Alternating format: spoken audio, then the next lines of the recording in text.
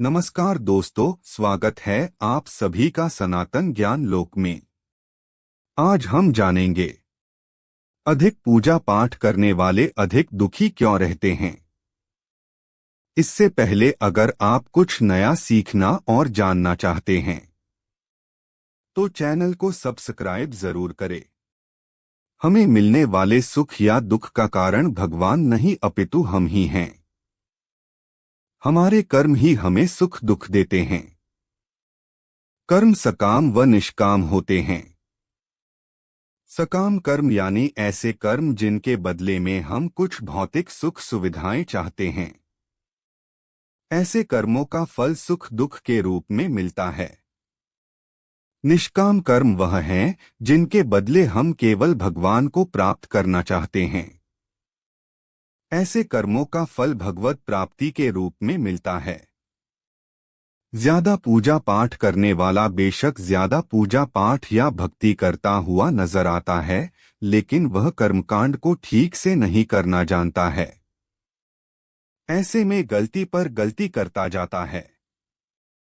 बेशक वह कहता है कि वह कुआं खोदने की बात करता है, लेकिन असल में वह खाई ही खोद रहा होता है। वह यह तो कहता है कि वह बहुत सारी दुनिया भर की पूजा पाठ या मेहनत कर रहा है, लेकिन असल में तो वह अपनी मेहनत बेकार ही कर रहा होता है। बेशक ऐसा करने में उसका सारा परिश्रम निष्फल चला जाता है। तो एक बात तो यह हुई कि सकाम कर्मों का फल सुख या दुख के रूप में मिलता है। हो सकता है कि उसके पूर्व कर्मों की वजह से उसकी जिंदगी में दुख बहुत लिखे हों और पूजा पाठ से बेशक कम हुए हों, लेकिन फिर भी आप यही सोच रहे हों कि भगवान हमें इतनी पूजा पाठ के बाद भी दुख ही दे रहे हों। और दूसरी बात यह है कि आप गलत तरीके से या बिना विधि विधान के जाने ही पूजा पाठ कर रहे हों। आप बेशक अत्यधिक पूजा पाठ कर रहे हों, लेकिन उनका प्रभाव उल्टा या निष्फल हो रहा हो। लगता है यहाँ तक आपको सब समझ आ गया होगा। अब एक पहलू और है पूजा पाठ करने वाले को ज्यादा दुख मिलने के पीछे, और यह लागू होता है केवल उस पर जो सही मायने में भक्त है। यह पहलू ही विशेष है। इसलिए इसके लिए आप एक बार फिर से यह जान लीजिए कि भक्ति क्या है और भक्त कौन है। संध्यावंदन, योग, ध्यान, तंत्र, ज्ञान, कर्म के जैसे ही भक्ति भी मुक्ति का एक मार्ग है। भक्ति भी कई प्रकार की होती है। इसमें श्रवण, भजन, कीर्तन, नाम जपस्मरण, मंत्र जप, पाद सेवन, अर्चन, वंदन, दास्य, सख्य, पूजा, आरती, प्रार्थना, सत्संग आदि शामिल हैं। इसे नवधा भक्ति कहते हैं। अब आपको बताता हूं भगवद गीता में लिखित 4 तरह के भक्तों के बारे में। पहले नवधा भक्ति क्या है यह सुनते हैं और इसे शॉर्टकट में समझते हैं। श्रवण कीर्तन विष्णोः स्मरण पाद सेवन, अर्चन वंदन दास्यन सख्यमात्मनिवेदन। 1. श्रवण, 2. कीर्तन, 3. स्मरण, 4. पाद सेवन, 5. अर्चन, 6. वंदन, 7. दास्य, 8. सख्य और 9. आत्मनिवेदन। अब बात करते हैं 4 प्रकार के भक्तों के बारे में।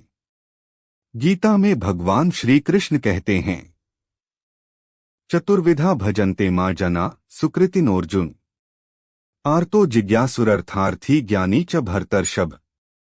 अर्थात खुश स्माइली। हे अर्जुन, आर्त जिज्ञासु, अर्थार्थी और ज्ञानी, ये 4 प्रकार के भक्त मेरा भजन किया करते हैं। इनमें से सबसे निम्न श्रेणी का भक्त अर्थार्थी है।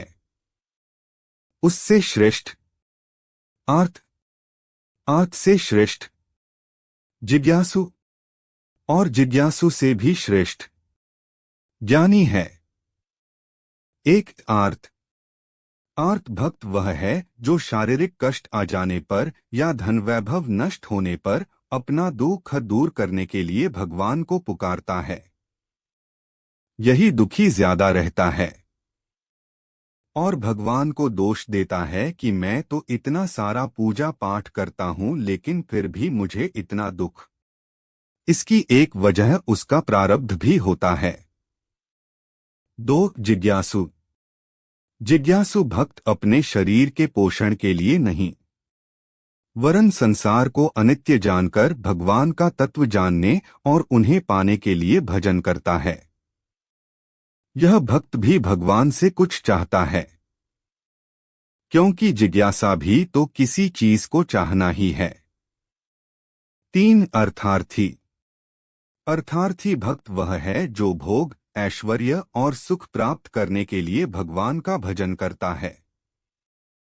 उसके लिए भोग पदार्थ व धन मुख्य होता है और भगवान का भजन गौण। यह भक्त भी सुख दुख पाता है क्योंकि इसका उद्देश्य भी सकाम कर्म है और सकाम कर्म का फल सुख दुख के रूप में मिलता है। बेशक आपके द्वारा की गई भक्ति का फल अवश्य मिलता है। 4 ज्ञानी। आर्त अर्थार्थी और जिज्ञासु तो सकाम भक्त हैं, परंतु ज्ञानी भक्त सदैव निष्काम होता है। ज्ञानी भक्त भगवान को छोड़कर और कुछ नहीं चाहता है। इसलिए भगवान ने ज्ञानी को अपनी आत्मा कहा है। और एक बात अच्छे से ध्यान रखिए, यही भक्त ही केवल शुद्ध भक्त की श्रेणी में आता है।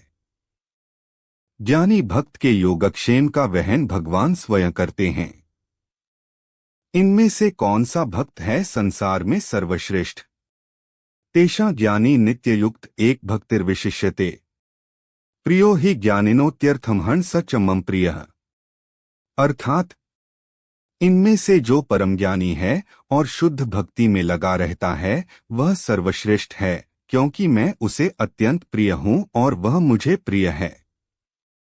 इन 4 वर्गों में से जो भक्त ज्ञानी है और साथ ही भक्ति में लगा रहता है वह सर्वश्रेष्ठ है, और ऐसे भक्त के लिए ही भगवान ने कहा है कि अनन्याश्चिंत्यन्तो मां ये जनाः पर्युपास्ते तेषा नित्याभियुक्ताना योगक्षेम वहाम्यहम्। अर्थात भगवान श्री कृष्ण अर्जुन से कहते हैं। यहाँ अर्जुन का मतलब आप सब ही हैं जो जीवन के संग्राम के मध्य फंसे हुए हैं। है अर्जुन, अनन्य भाव से मेरा चिंतन करते हुए जो भक्तजन मेरी उपासना करते हैं उन नित्ययुक्त पुरुषों का योगक्षेम मैं वहन करता हूँ। आदिगुरु श्री शंकराचार्य जी का मत है कि अप्राप्त वस्तु को प्राप्त करना योग और प्राप्त वस्तु का रक्षण करना क्षेम कहलाता है। हमारे जीवन का संघर्ष भी तो प्रायः 2 भागों में विभाजित ही रहता है कि हमारी सारी भागदौड़ अप्राप्त की प्राप्ति के लिए ही होती रहती है और हम चिंतित रहते हैं उस सब के रक्षण के लिए जो हमारे पास है। वस्तुतः हमारा कोई भी कार्य तभी यशस्वी हो सकता है जब हम अनन्याश्चिंत्यन्तो अर्थात संकल्प के विषय में निरंतर सोचते रहें। हमारा चिंतन पल भर को भी बाधित न हो। पर्युपासन परि अच्छी तरह एवं उपासन सर्वस्व समर्पण अर्थात एक निश्चित लक्ष्य के लिए हर संभव प्रयास और नित्ययुक्तता अर्थात आत्मसंयम। इस तरह जब संकल्प का सातत्य, सर्वस्व समर्पण और आत्मसंयम ये 3 कुंजियां हमारे हाथ लगती हैं तो भाग्य का ताला स्वयं ही खुल जाता है। अर्थात योगक्षेम का भार स्वयं भगवान वहन किया करते हैं। यही शाश्वत सत्य है। अब इसको बिल्कुल सरल भाषा में समझ लीजिए। एक लाइन में भगवान कहते हैं कि जो परमज्ञानी भक्त हैं और जो अनन्य भाव से मेरी उपासना करते हैं उनकी जो जरूरतें हैं वह सब वो अपने आप पूरी करते हैं, और जो आपके पास है उसकी रक्षा का भार भी स्वयं भगवान अपने कंधों पर लेते हैं। यह ठीक उसी तरह है जैसे एक छोटे बच्चे के खानपान, रहन सहन आदि की सारी जिम्मेदारी माता अपने सिर पर लेती है। बच्चे को इस विषय में चिंता करने की जरूरत नहीं होती है। माता इस विषय में स्वयं चिंता करती है। अगर हम ऐसे अनन्य भक्त बन जाते हैं, तब आप यह नहीं कह सकेंगे कि हम तो इतनी सारी पूजा पाठ करते हैं, फिर भी इतने दुखी क्यों हैं। एक बात और भी है। कई बार भक्त पर भगवान की विशेष कृपा होती है, जिसके फलस्वरूप भगवान प्रयास करते हैं कि आपके प्रारब्ध का फल इसी जन्म में या एक ही बार में कट जाए। ऐसे में वे आपसे ज्यादा पूजा पाठ भी करवा सकते हैं, क्योंकि फल तो कर्म करने से ही मिलेगा। ऐसे में आपको इसे दूसरे दृष्टिकोण से समझना होगा। इसे आप भगवान की कृपा ही समझिए। कई बार जीवन के अंत में या मृत्यु के समय आपको भगवान अत्यधिक कष्ट भी दे सकते हैं। असल में वो कष्ट तो आपके कर्मों के ही होते हैं, लेकिन उन कष्टों को भगवान इस तरह से व्यवस्थित कर देते हैं कि अंत समय कष्टों की वजह से केवल भगवान का नाम ही याद रहे, ना कि किसी सगे संबंधी या भौतिक विषय वस्तु का। और मृत्यु के समय हमारा जो भाव होता है, हम उसी को प्राप्त करते हैं। ऐसे में भगवान की याद बनी रहने से ईश्वर आपके लिए भगवत धाम का रास्ता खोल देते हैं। तो ऐसे में यह न कहे कि भगवान ने उन्हें इतने कष्ट दिए, वो तो इतना पूजा पाठ करते थे।